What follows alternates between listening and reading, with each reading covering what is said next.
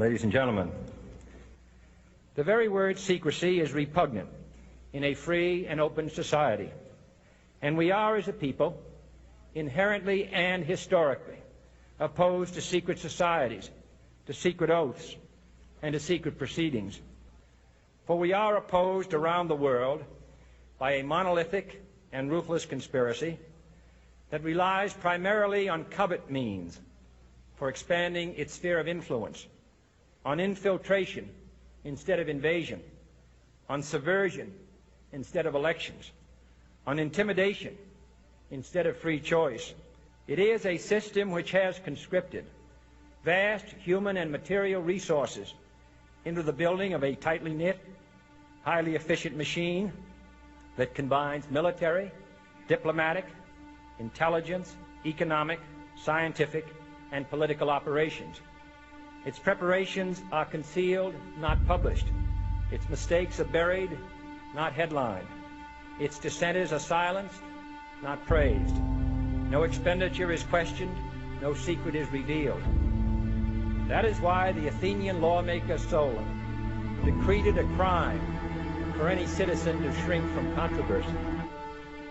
I am asking your help in the tremendous task of informing and alerting the American people, confident that with your help, man will be what he was born to be, free and independent.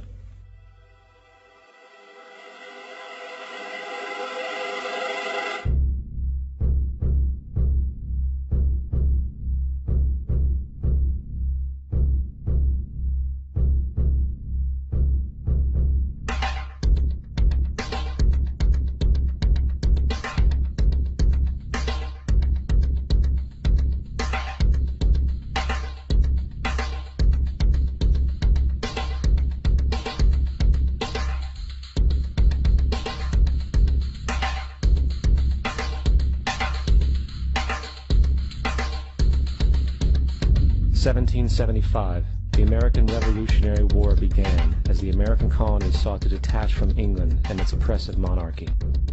Though many reasons are cited for the revolution, one in particular sticks out as the prime cause: that King George III of England outlawed the interest-free, independent currency the colonies were producing and using for themselves, in turn forcing them to borrow money from the Central Bank of England at interest, immediately putting the colonies into debt. And, as Benjamin Franklin later wrote, the refusal of King George III to allow the colonies to operate an honest money system which freed the ordinary man from the clutches of the money manipulators was probably the prime cause of the revolution. In 1783, America won its independence from England. However, its battle against the central bank concept and the corrupt, greed-filled men associated with it had just begun. So what is a central bank? A central bank is an institution that produces the currency of an entire nation. Based on historical precedent, two specific powers are inherent in central banking practice: the control of interest rates and the control of the money supply, or inflation. The central bank does not simply supply a government's economy with money, it loans it to them at interest. Then, through the use of increasing and decreasing the supply of money, the central bank regulates the value of the currency being issued. It is critical to understand that the entire structure of this system can only produce one thing in the long run: debt. It doesn't take a lot of ingenuity to figure this scam out. For every single dollar produced by the central bank is loaned at interest. That means every single dollar produced is actually the dollar plus a certain percent of debt based on that dollar. And since the central bank has the monopoly over the production of the currency for the entire country, and they loan each dollar out with immediate debt attached to it, where does the money to pay for the debt come from? It can only come from the central bank again, which means the central bank has to perpetually increase its money supply to temporarily cover the outstanding debt created, which in turn, since that new money is loaned out at interest as well, creates even more debt. The end result of this system without fail is slavery, for it is impossible for the government and thus the public to ever come out of the self-generating debt. The founding fathers of this country were well aware of this.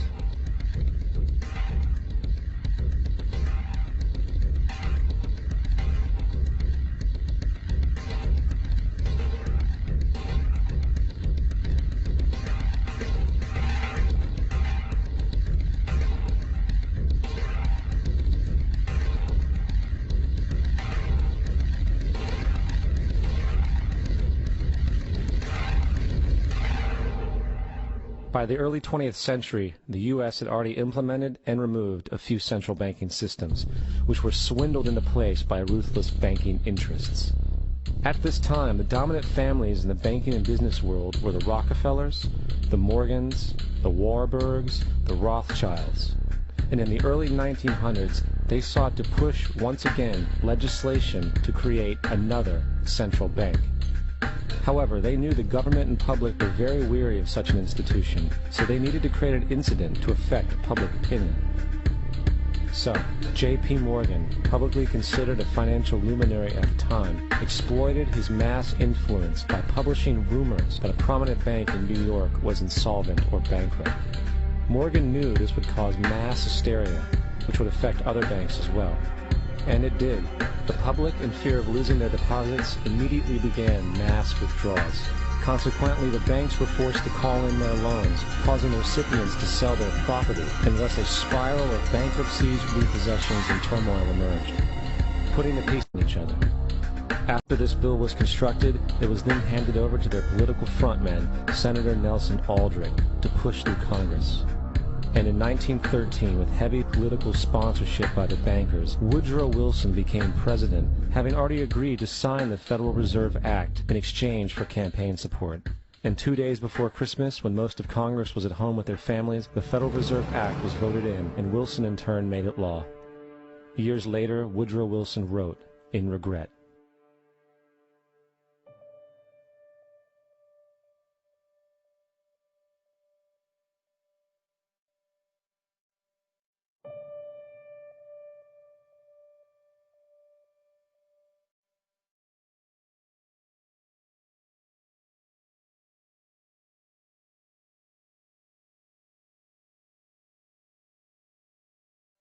Congressman Louis McFadden also expressed the truth after the passage of the bill. A world banking system was being set up here, a superstate controlled by international bankers, acting together to enslave the world for their own pleasure. The Fed has usurped the government. Now, the public was told that the Federal Reserve System was an economic stabilizer, and inflation and economic crises were a thing of the past. Well, as history has shown, nothing is further from the truth. The fact is, the international bankers now had a streamlined machine to expand their personal ambitions. It's alive! It's alive! It's alive! For example, from 1914 to 1919, the Fed increased the money supply by nearly 100%, resulting in extensive loans to small banks and the public. Then, in 1920, the Fed called in mass percentages of the outstanding money supply, thus resulting in the supporting banks having to call in huge numbers of loans, and, just like 1907, bank runs, bankruptcy, and collapse occurred. Over 5,400 competitive banks outside of the Federal Reserve System collapsed, further consolidating the monopoly of a small group of international bankers. Privy to this crime, Congressman Lindbergh stepped up and said in 1921, "Under the Federal Reserve Act, panics are scientifically created. The present panic is the first scientifically created one, worked out as we figure a mathematical equation." However, the panic of 1920 was just a warm-up. From 1921 to 1929, the Fed again increased the money supply, resulting once again in extensive loans to the public and banks. There was also a fairly new type of loan called a margin loan in the stock market. Very simply, the margin loan allowed an investor to put down only 10% of a stock's price, with the other 90% being loaned through the broker. In other words, a person could own $1,000 worth of stock with only $100 down. This method was very popular in the roaring 1920s, as everyone seemed to be making money in the market. However, there was a catch to this loan. It could be called in at any time and had to be paid within 24 hours. This is termed a margin call, and the typical result of a margin call is the selling of the stock purchased with the loan. So, a few months before October in 1929, then triggered mass bank runs for the same reason, in turn collapsing over 16,000 banks, enabling the conspiring international bankers to not only buy up rival banks at a discount, but to also buy up whole corporations at pennies on the dollar. It was the greatest robbery in American history. But that didn't stop there. Rather than expanding the money supply in order to recover from this economic collapse, the Fed actually contracted it, fueling one of the largest depressions in history. Once again outraged, Congressman Louis McFadden, a longtime opponent of the banking cartels, began bringing impeachment proceedings against the Federal Reserve Board, saying of the crash and depression, "It was a carefully contrived occurrence. International bankers sought to bring about a condition of despair so that they might emerge the rulers of us all." Not surprisingly, and after 2 previous assassination attempts, McFadden was poisoned at a banquet before he could push for the impeachment. Now, having reduced the society to squalor, the Federal Reserve bankers decided that the gold standard should be removed. In order to do this, they needed to acquire the remaining gold in the system. So, under the pretense of helping to end the Depression, came the 1933 gold seizure. Under the threat of imprisonment for 10 years, everyone in America was required to turn in all gold bullion to the Treasury, essentially robbing the public of what little wealth they had left. And at the end of 1933, the gold standard was abolished. If you look at a dollar bill from before 1933, it says it is redeemable in gold. If you look at a dollar bill today, it says it is legal tender, which means it is backed by absolutely nothing. It is worthless paper. The only thing that gives our money value is how much of it is in circulation. Therefore, the power to regulate the money supply is also the power to regulate its value, which is also the power to bring entire economies and societies to its knees.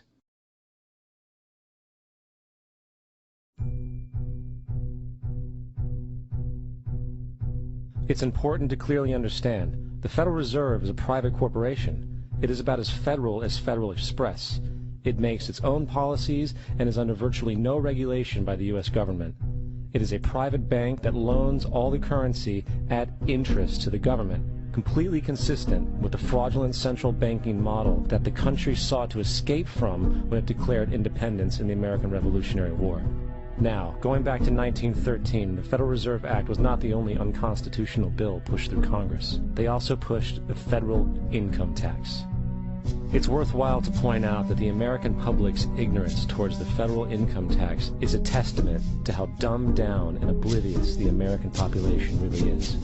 First of all, the federal income tax is completely unconstitutional, as it is a direct, unapportioned tax. All direct taxes have to be apportioned to be legal based on the Constitution. Secondly, the required number of states in order to ratify the amendment to allow the income tax was never met, and this has even been cited in modern court cases.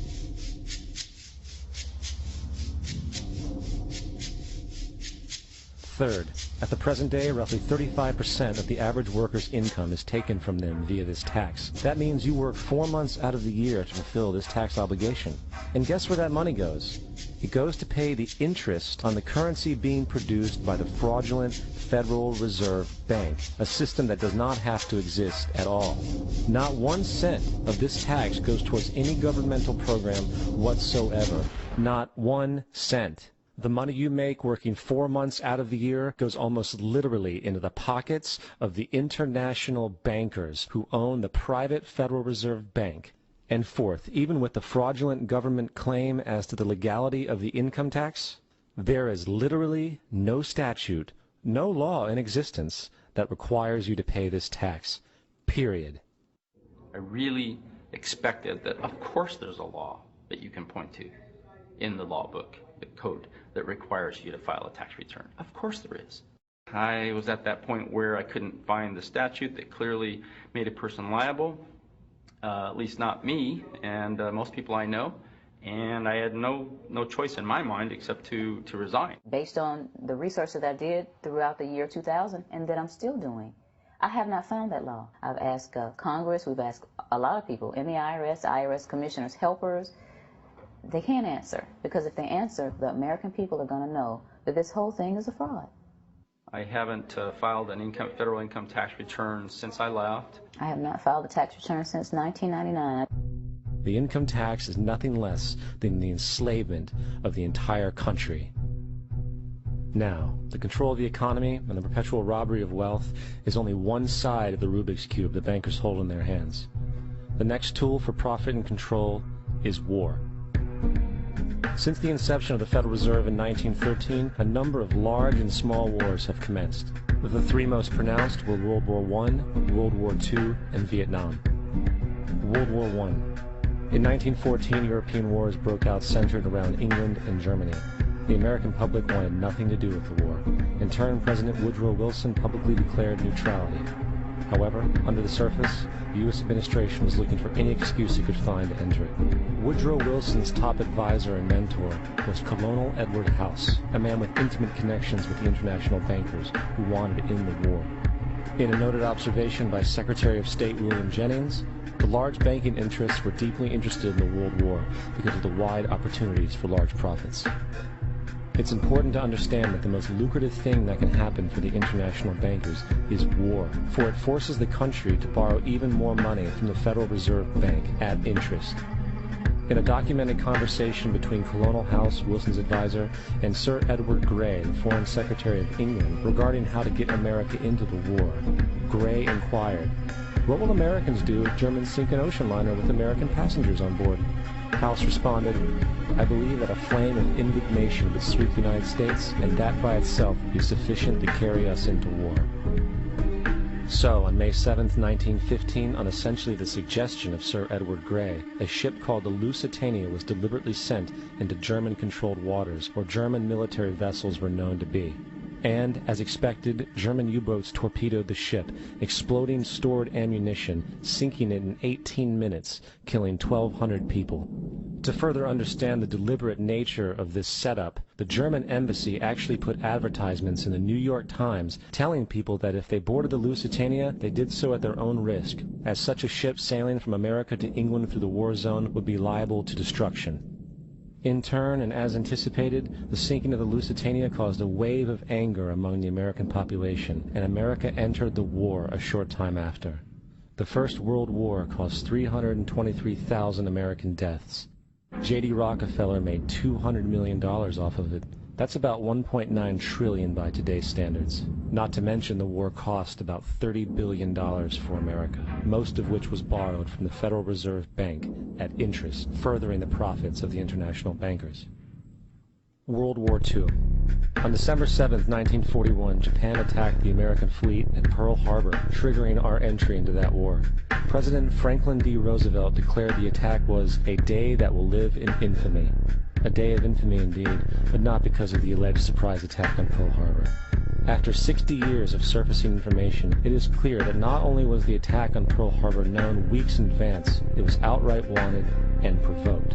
Roosevelt, whose family had been New York bankers since the 18th century, whose uncle Frederick was on the original Federal Reserve Board, was very sympathetic to the interests of the international bankers, and the interest was to enter the war, as we've seen, nothing is more profitable for international bankers than war. In a journal entry by Roosevelt's Secretary of War Henry Stimson, dated November 25, 1941, he documented a conversation he had with Roosevelt. The question was, how should we maneuver them into firing the first shot? It was desirable to make sure the Japanese be the ones to do this, so that there should remain no doubt as to who were the aggressors. In the months leading up to the attack on Pearl Harbor, Roosevelt had done almost everything in his power to anger the Japanese, showing a posture of aggression. He halted all of Japan's imports of American petroleum. He froze all the Japanese assets in the United States. He made public loans to nationalist China and supplied military aid to the British, both enemies of Japan in the war, which, by the way, is completely in violation of international war rules. And on December 4th, 3 days before the attack, Australian intelligence told Roosevelt about a Japanese task force moving towards Pearl Harbor. Roosevelt ignored it. So, as hoped and allowed, on December 7, 1941, Japan attacked Pearl Harbor, killing 2,400 soldiers. Before Pearl Harbor, 83% of the American public wanted nothing to do with the war. After Pearl Harbor, 1 million men volunteered for the war. It is important to note, Nazi Germany's war effort was largely supported by two organizations, one of which was called IG Farben. IG Farben produced 84% of Germany's explosives, and even the Zyklon B used in the concentration camps to kill millions.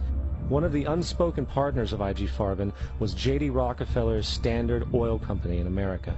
In fact, the German Air Force could not operate without a special additive patented by Rockefeller's Standard Oil. The drastic bombing of London by Nazi Germany, for example, was made possible by a $20 million sale of fuel to IG Farben by the Rockefeller Standard Oil Company. This is just one small point on the topic of how American business funded both sides of World War II. One other treasonous organization worth mentioning is the Union Banking Corporation of New York City. Not only did it finance numerous aspects of Hitler's rise to power, along with actual materials during the war, it was also a Nazi money laundering bank, which was eventually exposed for having millions of dollars of Nazi money in its vaults. The Union Banking Corporation of New York was eventually seized for violations of the Trading with the Enemy Act. Guess who the director and vice president of the Union Bank was? Prescott Bush, our current president's grandfather, and of course our former president's father. Keep that in mind when considering the moral and political dispositions of the Bush family. Vietnam. The United States' official declaration of war on North Vietnam in 1964 came after an alleged incident involving 2 U.S. destroyers being attacked by North Vietnamese PT boats in the Gulf of Tonkin. This was known as the Gulf of Tonkin incident. This single situation was the catalytic pretext for massive troop deployment and full-fledged warfare. One problem, however, the attack on the U.S. destroyers by Vietnamese PT boats never happened. McNamara stated years later that the Gulf of Tonkin incident was a mistake, while many other insiders and officers have come forward, relaying that it was a contrived farce, a complete lie. Once in the war, it was business as usual. In October 1966, President Lyndon Johnson lifted trade restrictions on the Soviet bloc, knowing full well that the Soviets were providing upwards of 80% of North Vietnam's war supplies. Consequently, Rockefeller interests financed factories in the Soviet Union, which the Soviets used to manufacture military equipment and send it to North Vietnam. However, the funding of both sides of this conflict was only one side of the coin. In 1985, Vietnam's rules of engagement were declassified. This detailed what American troops were and were not allowed to do in the war. It included absurdities like North Vietnamese anti-aircraft missile systems could not be bombed until they were known to be fully operational. No enemy could be pursued once they crossed the border of Laos or Cambodia. And most revealing of all, the most critical strategic targets were not allowed to be attacked unless initiated by high military officials. Apart from these imposed ludicrous limitations, North Vietnam was informed of these restrictions and therefore could base entire strategies around the limitations of the American forces. This is why the war went on so long. And the bottom line is this: the Vietnam War was never meant to be won, just sustained. This war for profit resulted in 58,000 American deaths and 3 million dead Vietnamese. So, where are we now? September 11th was the jumpstart for what is now an accelerated agenda by the ruthless elite. It was a staged war pretext no different than the sinking of the Lusitania, the provoking of Pearl Harbor, and the Gulf of Tonkin lie. In fact, if 9/11 wasn't a planned war pretext, it would be an exception to the rule. It has been used to launch 2 unprovoked illegal wars, one against Iraq and one against Afghanistan. However, 9/11 was a pretext for another war as well, the war against you. The Patriot Act, Homeland Security, the Military Tribunals Act, and other legislations are all completely and entirely designed to destroy your civil liberties and limit your ability to fight back against what is coming. Currently in the United States, unannounced to most brainwashed Americans, your home can be searched without a warrant, without you being home. You can in turn be arrested with no charges revealed to you, detained indefinitely with no access to a lawyer, and legally tortured, all under the suspicion that you might be a terrorist. If you need a painted picture of what is happening in this country, let's recognize how history repeats itself. In February 1933, Hitler staged a false flag attack, burning down his own German parliament building, the Reichstag, and blamed it on communist terrorists. In the next few weeks, he passed the Enabling Act, which completely eradicated the German Constitution, destroying people's liberties. He then led a series of preemptive wars, all justified to the German people as necessary to maintaining homeland security.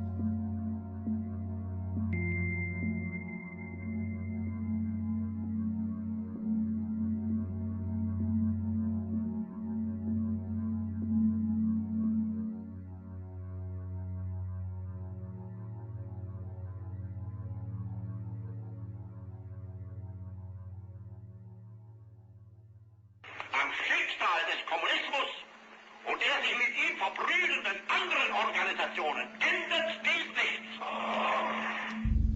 Our enemy is a radical network of terrorists, and every government that supports them.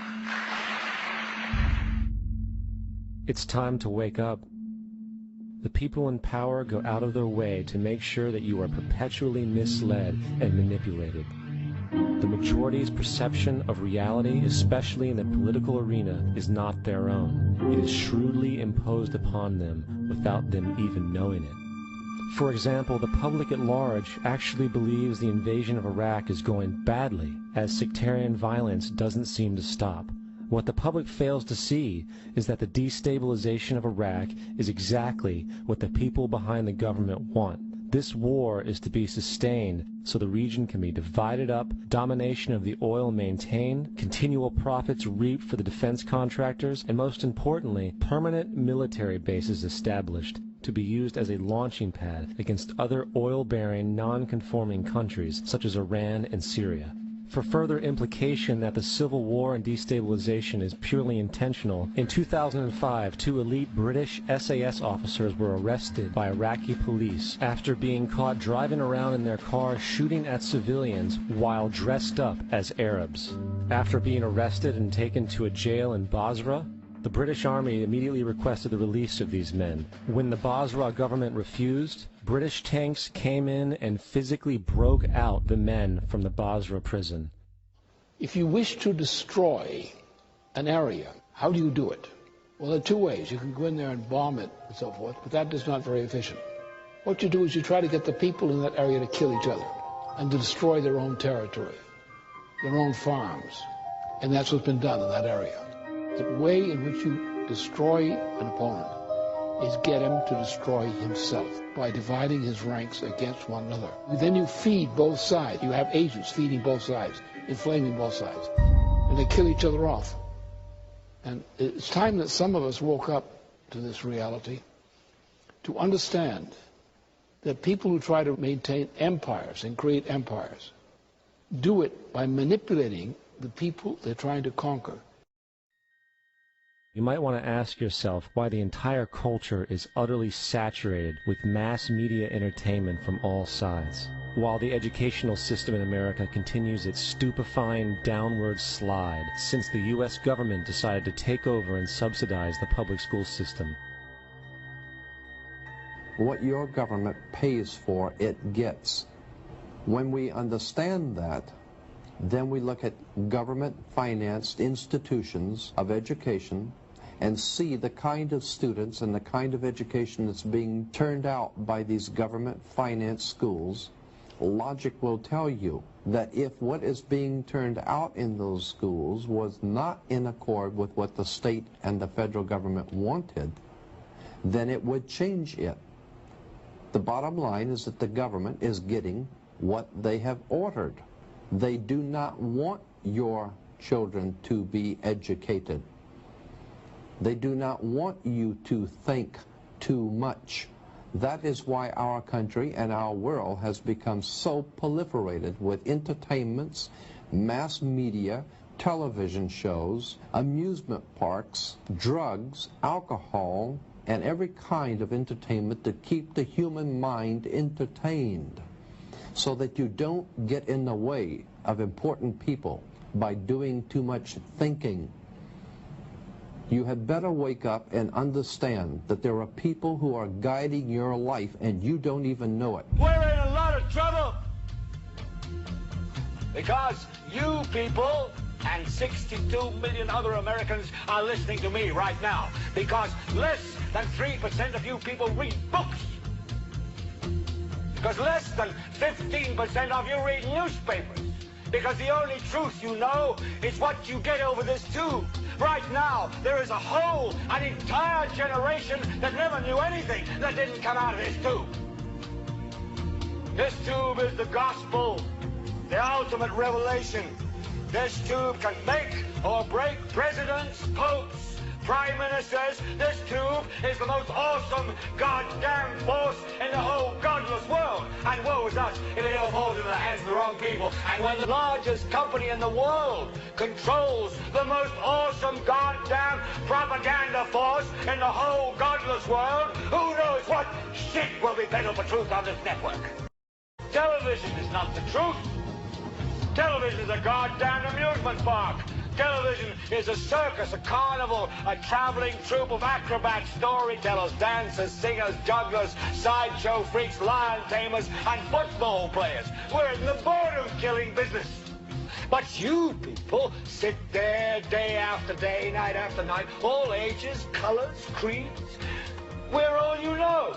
You're beginning to believe the illusions we're spinning here. You're beginning to think that the tube is reality and that your own lives are unreal. You do whatever the tube tells you. You dress like the tube. You eat like the tube. You raise your children like the tube. You even think like the tube.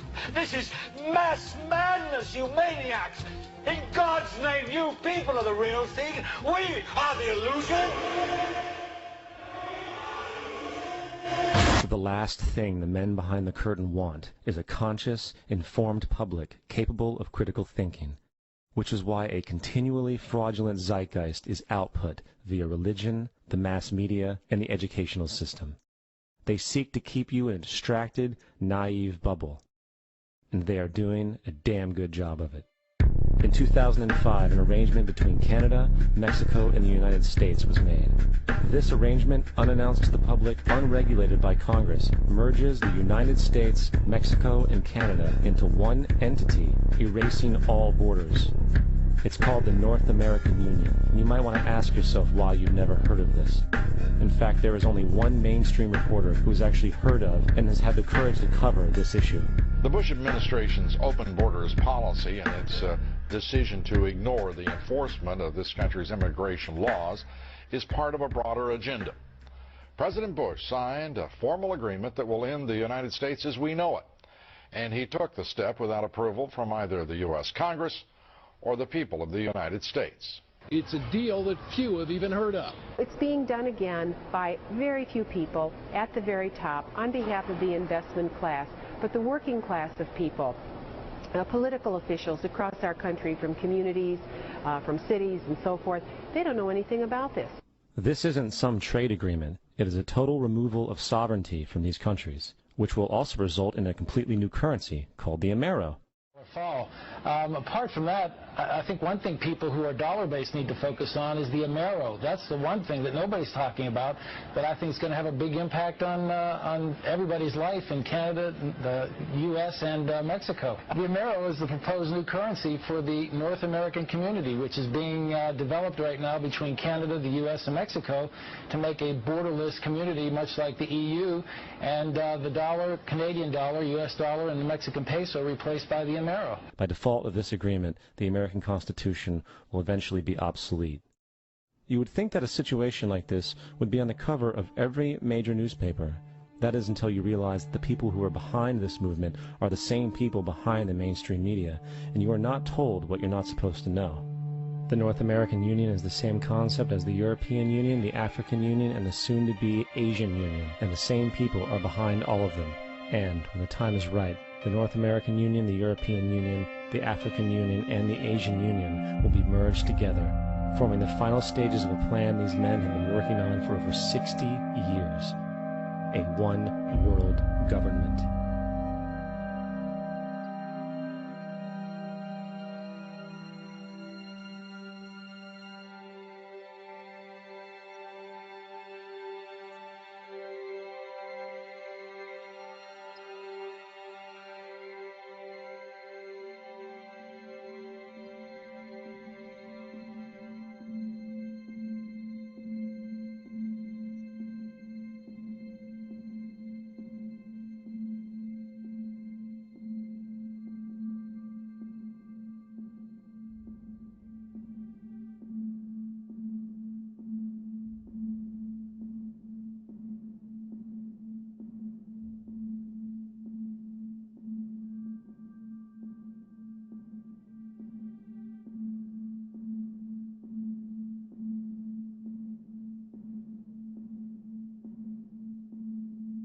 One bank, one army, one center of power. And if we have learned anything from history, it is that power corrupts, and absolute power corrupts absolutely. This is Aaron Russo, a filmmaker and former politician. To his left is Nicholas Rockefeller of the infamous Rockefeller banking and business dynasty. After maintaining a close friendship with Nicholas Rockefeller, Aaron eventually ended the relationship, appalled by what he had learned about the Rockefellers and their ambitions. I got a call one day from an attorney woman I knew, and she said, would you like to meet one of the Rockefellers? I said, sure, I'd love to. And we became friends, and he began to divulge a lot of things to me. So he said to me one night, he said that there's going to be an event there, and out of that event, you're going to see we're going to go into Afghanistan, so we can run pipelines from the Caspian Sea. We're going to go into Iraq to take the oil and establish a base in the Middle East, and we're going to go into Venezuela and try and get rid of Chavez. And the first two they've accomplished. Chavez they didn't accomplish. And he said you're going to see guys going into caves looking for looking for people that they're never going to find. You know, he was laughing about the fact that you have this war on terror. There's no real enemy. He's talking about how by having this war on terror, you can never win it because so it's an eternal war. And so you can always keep taking people's liberties away. And I said, how are you going to convince people that this war is real? He said, but the media can convince everybody it's real. I mean, you know, it's just that you keep talking about things. You keep saying it over and over and over again, and eventually people believe it. You know, you created the Federal Reserve in 1913 through lies. You create 9/11, which is another lie. Through 9/11, you're fighting a war on terror, and now all of a sudden you go into Iraq, which was another lie, and now they're going to do Iran. You know, and it's all one thing leading to another, leading to another, leading to another. Now, I would say to them, what are you doing this for? What's the point of this thing? You have all the money in the world you ever want. You have all the power. I said, you know, you're hurting people. It's not a good thing. And he would say, what do you care about the people for? Take care of yourself and you take care of your family. And then I said to him, what are the ultimate goals here? He said, the ultimate goal is to get everybody in this world chipped with the RFID chip and have all money be on those chips and everything on those chips. And if anybody wants to protest what we do or violate what we want, we just turn off their chip. That's right, microchipped.